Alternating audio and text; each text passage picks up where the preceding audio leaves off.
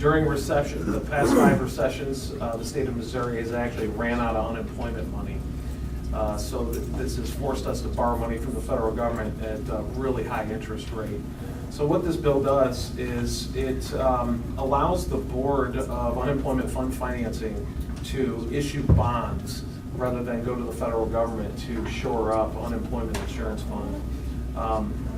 It also increases the minimum fund balance, so we'll see significant savings there by shoring up the fund. Severance pay right now is not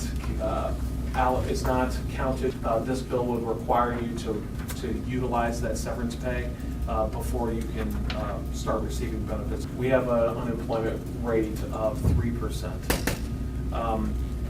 If this bill becomes law, that will reduce the amount of weeks down to 13, because we're going to peg the weeks to the unemployment rate. If unemployment rate is over 9, they can receive the full 20 weeks.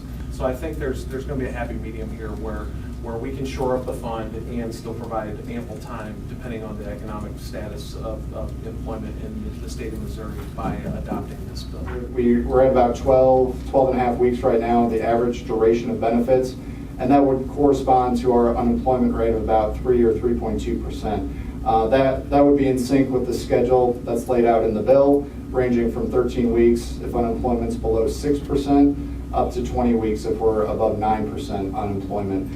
Even in the Great Recession, we were back about 18 and a half weeks in 2009 as the average usage of weeks of unemployment. So we do think it's a reasonable measure to have that sort of floating scale of 13 up to the 20 weeks. We also just want to point out that the Chamber is working on workforce development, on upskilling workers in the state so that they're not out of a job for a long time, that they can go get another job with the new skills that they might have. That's, I think, an important component that the legislature is taking up this year and working on. And I think these issues work well together to make sure Missouri keeps that unemployment rate low where it is today.